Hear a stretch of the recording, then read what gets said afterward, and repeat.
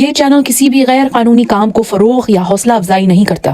اس channel کی طرف سے فراہم کردہ تمام معلومات صرف تعلیمی مقصد کے لیے ہیں۔ ہوشیار ہوں اور احتیاط کریں۔ اس پروگرام میں ایسے واقعات کا تبصرہ کیا گیا ہے جو بچوں کے لیے بالکل ہی نامناسب ہے۔ کیا خوب تھے وہ بچپن کے دن جب 2 انگلیاں جوڑنے سے دوستی ہو جایا کرتی تھی۔ اب تو گلے ملنے کے بعد بھی منافقت نہیں جاتی۔ آج کے قصے کی وکٹم ایک ننھی معصوم سی بچی ہے جس نے بامشکل اپنا بچپن جینا شروع کیا تھا کہ اچانک ایک سنگ دل درندے نے اسے دبوچ لیا۔ مزید کچھ کہنے سے پہلے آپ سے ایک گزارش ہے، اگر آپ نے ویڈیو نمبر 70 ابھی تک نہیں دیکھی ہے تو برائے مہربانی پہلے وہ دیکھ لیں۔ آپ میرے ساتھ ہیں؟ آل سیٹ؟ چلیے دھیان سے سنیے، یہ ہے میشیل ڈور کی کہانی۔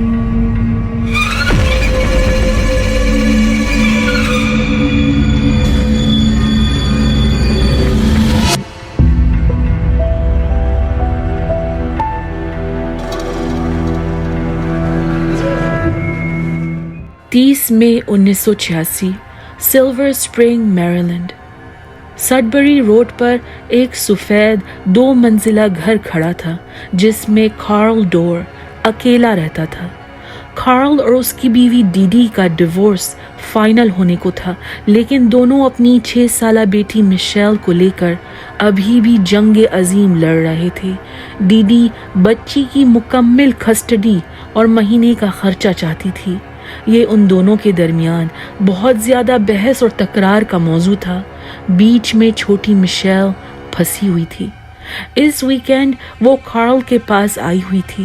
جمعے کی شام انہوں نے میک ڈونلڈز میں ڈنر کیا اور پھر سینما جا کر بچوں کی ایک مووی دیکھی۔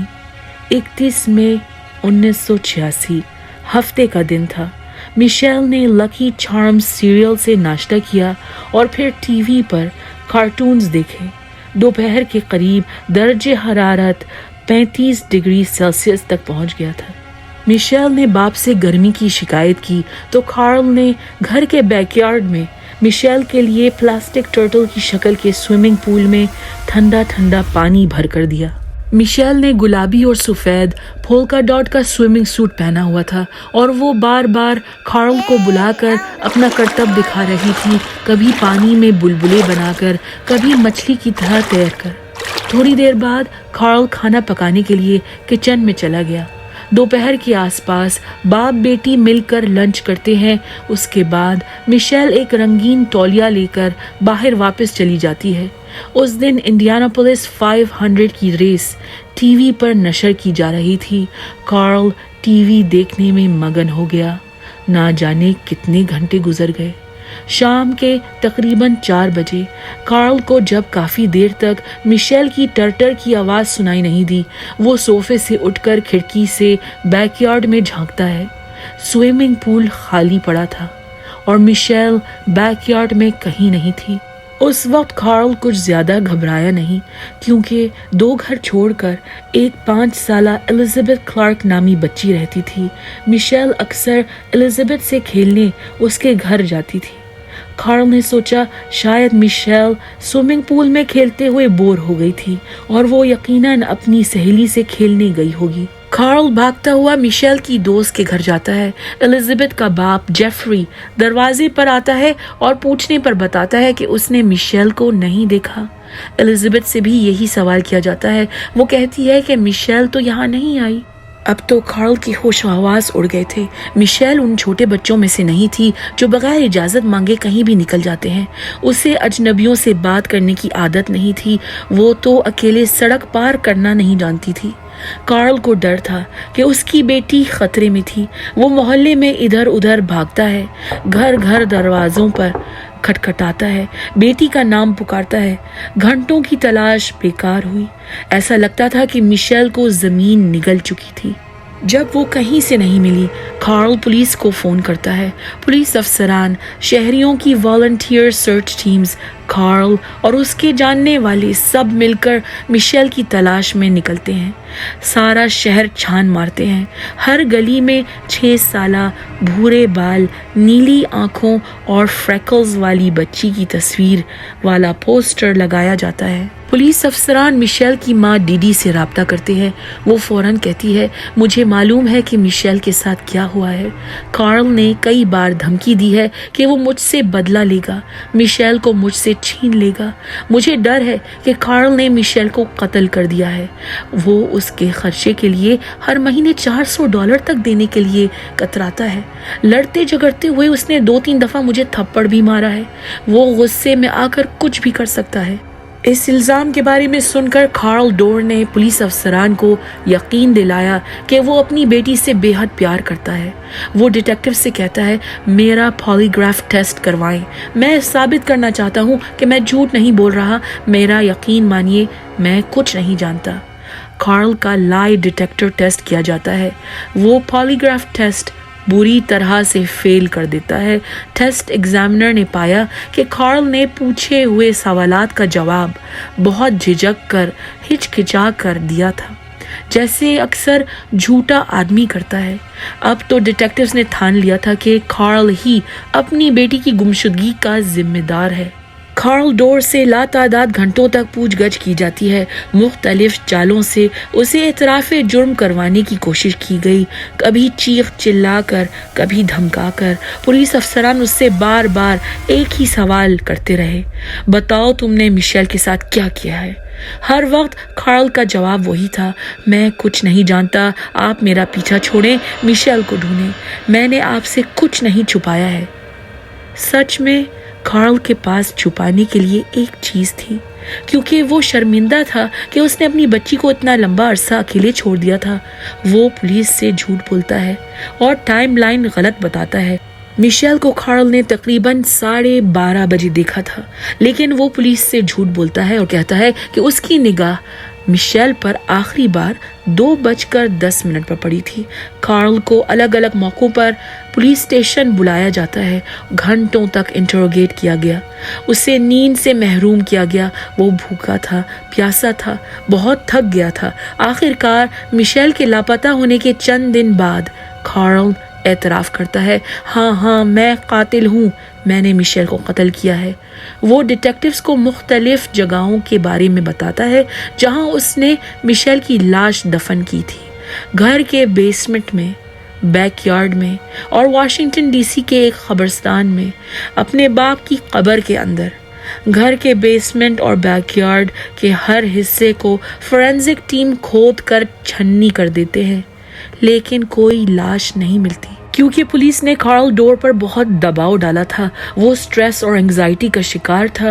وہ خود بھی میشیل کی گمشدگی کو لے کر شرمندہ تھا، اپنے آپ کو مجرم محسوس کر رہا تھا۔ کارل کا نروس بریک ڈاؤن ہو جاتا ہے اور اسے نفسیاتی ہسپتال میں داخل کروانا پڑتا ہے۔ کارل کو ہلوسینیشنز نظر آ رہی تھیں، ایسی چیزیں دیکھ رہا تھا جو وہاں موجود نہیں تھی۔ اسے لگ رہا تھا کہ ٹی وی میں لوگ اس سے بات کر رہے ہیں، اسے بچوں کی آوازیں سنائی دے رہی تھی جو اسے میشیل کو بچانے کا کہہ رہی تھی۔ 3 دن تک وہ ڈاکٹروں کی دیکھ بھال میں رہا، اسے دوائیں وغیرہ دے کر بے ہوش رکھا گیا، آرام کروایا گیا۔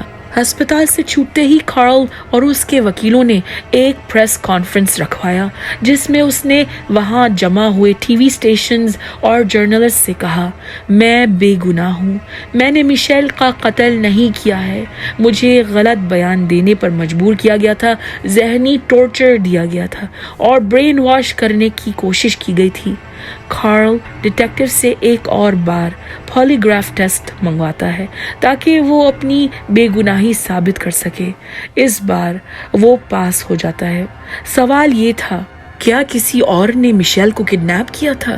پولیس کے پاس کوئی ثبوت نہیں تھا، کسی کو کوئی مشتبہ شخص نظر نہیں آیا تھا، میشیل کو کسی نے زندہ یا مردہ نہیں دیکھا تھا۔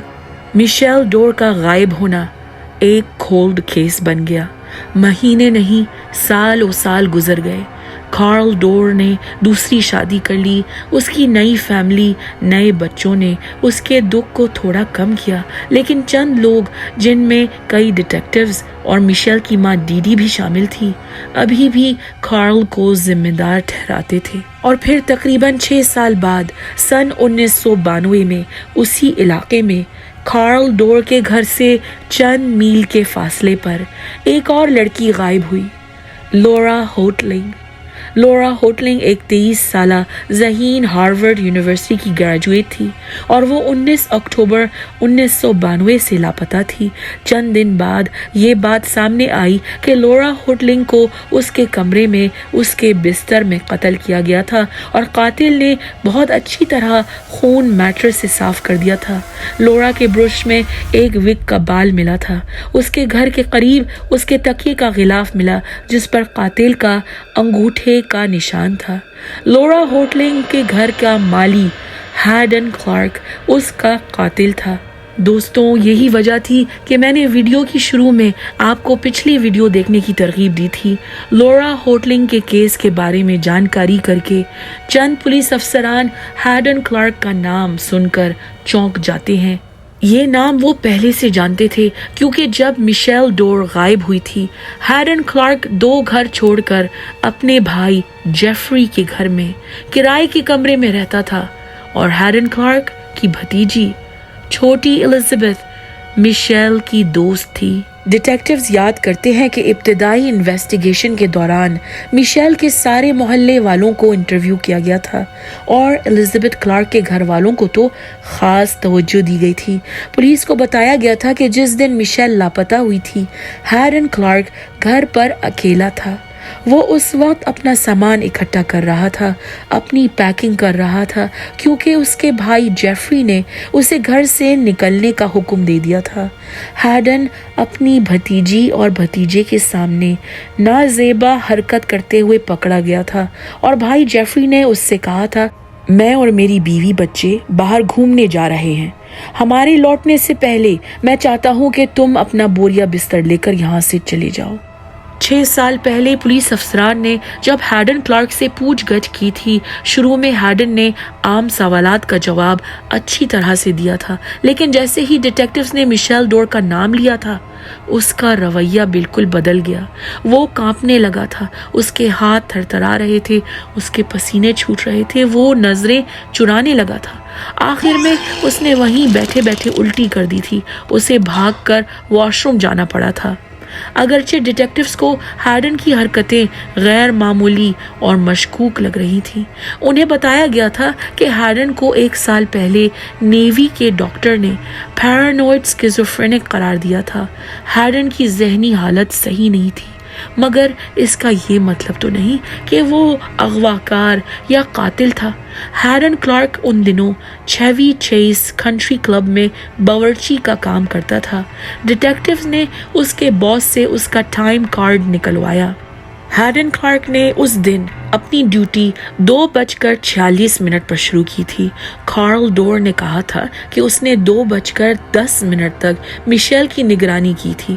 اس کا مطلب یہ ہوا کہ ہیڈن کلارک کے پاس صرف آدھا گھنٹہ تھا. صرف آدھے گھنٹے کی مہلت میں وہ میشیل کا قتل کرے, اس کی لاش کو ٹھکانے لگائے, صفائی کر کے نوکری پر جائے. یہ ممکن نہیں تھا.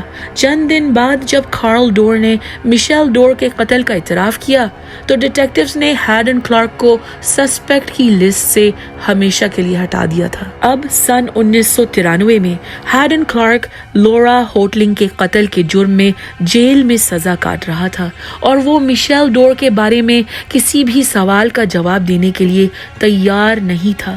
آنے والی آڈیو ہیڈن کلارک کی اصلی آواز ہے. I know what's going on. I'm not talking about nothing, because my lawyer told me not to. I told you honestly, I answer some of your questions, whatever you want to answer, but some questions I'm not going to answer. That's just the way it is. Hayden Clark نے کہا, میں جانتا ہوں کہ کیا ہو رہا ہے. میں کسی چیز کے بارے میں بات نہیں کروں گا کیونکہ میرے وکیل نے مجھے روکا ہے. میں نے ایمانداری سے سب بتا دیا ہے. میں نے تمہارے کچھ سوالوں کا جواب دے دیا ہے, لیکن کچھ سوالوں کا جواب میں نہیں دوں گا اور بس ایسا ہی ہے. सितंबर 1999 मिशेल डोर की गुमशुदगी को 13 साल से ज्यादा हो चुके थे। तकरीबन सब ने इस केस को लेकर हार मान ली थी कि अचानक जिम बेकेट नामी कैदी प्रिजन गार्ड से दरखास्त करता है कि उसे किसी होमिसाइड डिटेक्टिव से बात करने का मौका दिया जाए। जिम बेकेट उस जेल सेल ब्लॉक में था जहां हैडन क्लार्क को रखा गया था।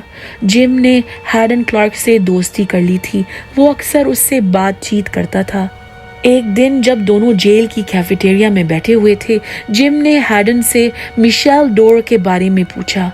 हैडन ने कहा था वो तो एक बहुत प्यारी बच्ची थी। जिम ने फिर उससे सवाल किया, Why did you do it, Hayden? Why? तुमने ये क्यों किया? क्यों? हैडन ने बेझिझक जवाब दिया, I didn't mean to do it. मेरा ये करने का इरादा नहीं था। फिर हैडन क्लार्क ने जिम बेकेट को मजीद तफसीलात बताई। जिम ने डिटेक्टिव्स को बताया कि हैडन ने अपनी भतीजी एलिजाबेथ के कमरे में मिशेल को कत्ल करने का इतराफ़ किया था। कहीं सुनी बात पर किसी का मुकदमा नहीं कर सकते हैं। डिटेक्टिव्स के पास हैडन के खिलाफ कोई फिजिकल या फोरेंसिक सबूत नहीं थे। इन्वेस्टिगेटर्स को याद था कि हैडन ने किस महारत से लोरा होटलिंग के कमरे की सफाई की थी। मिशेल की गुमशुदगी को तो 13 साल बीत चुके थे। हैडन क्लार्क के भाई जेफरी ने वो घर बेच भी दिया था। घर कई मालिकान के हाथों गुजर चुका था। दीवारों को नया पेंट लग चुका था। हफ्तावार या रोजाना सफाई की गई होगी। उस घर में, उस कमरे में अब क्या सबूत बाकी होगा? फिर भी डिटेक्टिव सर्च वारंट हाथ में लिए फोरेंसिक टीम के साथ उस घर की तलाशी लेते हैं, खुसूसन उस कमरे की जो कभी एलिजाबेथ क्लार्क का बेडरूम हुआ करता था। कमरा छोटा सा था, सिर्फ 7 by 10 feet.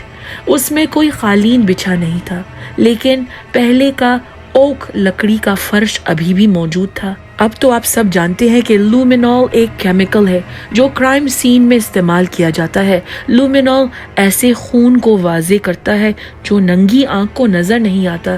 Forensic experts would flooring पर लुमिनॉल स्प्रे करते हैं। फर्श पर कोई रिएक्शन दिखाई नहीं दिया। अलबत्ता लकड़ी के कुछ तख्तों के दरमियान पतली साने चमकने लगी। कमरे में खून मौजूद था, मगर खून किसका था? वुडन फ्लोर उखाड़ा जाता है और फोरेंसिक साइंटिस्ट सूजन ब्लू लकड़ी के तख्तों को क्यू टिप से पोंछती है। क्यू टिप्स पर हाइड्रोजन पेरोक्साइड स्प्रे किया गया। क्यू टिप का रंग बदल गया। इस टेस्ट ने इशारा किया कि ये वाकई इंसान का खून था। खून के सैंपल को मिशेल की मां डीडी के खून से मैच किया गया।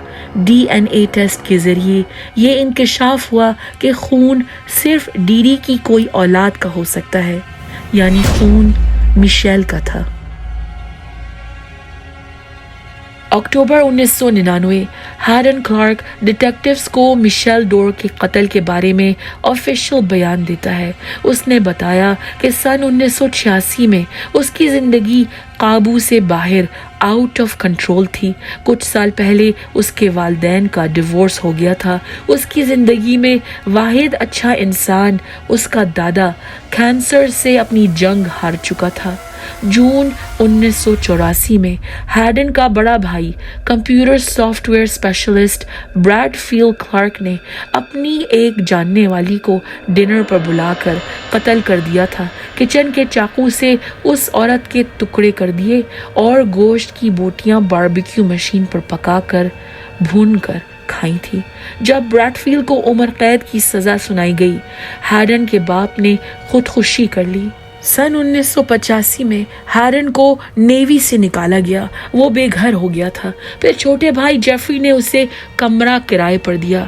हैडन को जेफरी के बच्चे तंग करते थे। छोटी एलिजाबेथ उसे रीटार्ड यानी पागल पुकारती थी। 31 मई 1986, जिस दिन जेफरी ने उसे घर से निकलने को कहा था, हैडन क्लार्क घर पर अकेला था। इत्तेफाक से दोपहर के बाद एलिजाबेथ की दोस्त मिशेल उस दिन आ पहुंची। हैडन क्लार्क ने सोचा, एलिजाबेथ की बदतमीजियों का बदला उसकी दोस्त से ले सकूंगा। मिशेल ने एलिजाबेथ का पूछा। हैडन ने मिशेल से कहा, एलिजाबेथ अपने कमरे में खेल रही है, जाओ वो तुम्हारा इंतजार कर रही है। मिशेल घर में दाखिल हुई। वो सीढ़ियां चढ़कर दूसरी मंजिल के बेडरूम को गई। हैडन उसके पीछे पीछे था।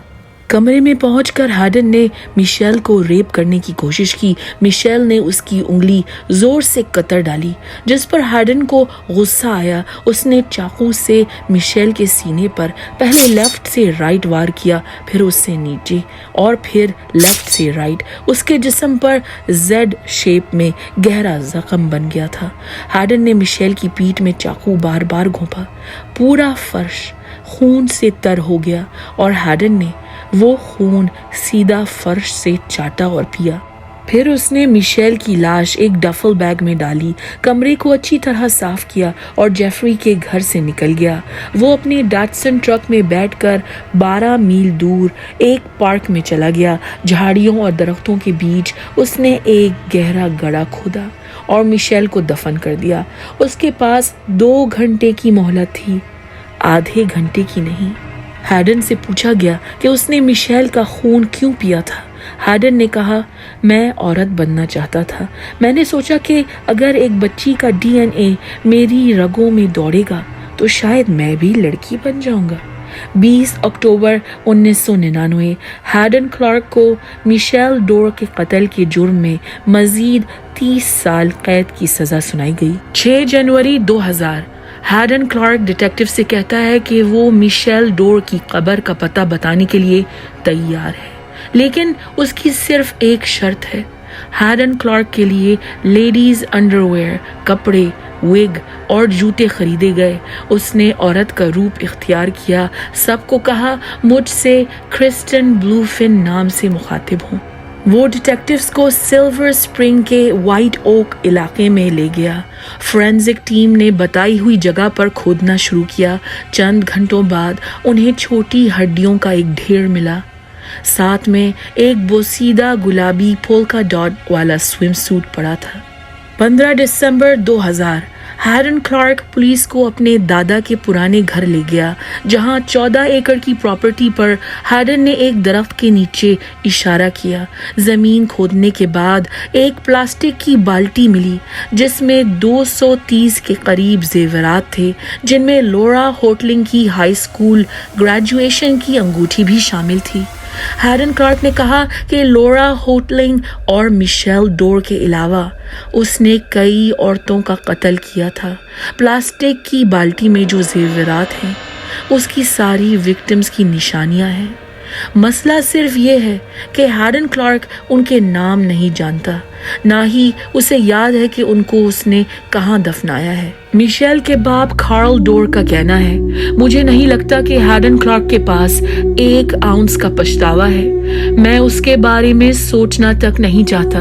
मेरे पास अब सिर्फ मिशेल की यादें हैं, उसकी तस्वीरें हैं। मिशेल का पहला कच्चा दांत उसकी मौत से कुछ दिन पहले टूटा था। मुझे उसकी मुस्कुराहट अभी तक याद है। अगर आज मिशेल जिंदा होती तो वो 43 साल की होती। मैंने आज तक उसकी सारी क्रेयॉन्स ड्राइंग्स महफूज रखी है। दोस्तों, ये थी मिशेल डोर की कहानी। हमारे चैनल को सपोर्ट करिए और महफूज रहिए। अगर आपको ये वीडियो पसंद आई है तो लाइक, शेयर और सब्सक्राइब करना भूलिएगा मत, वरना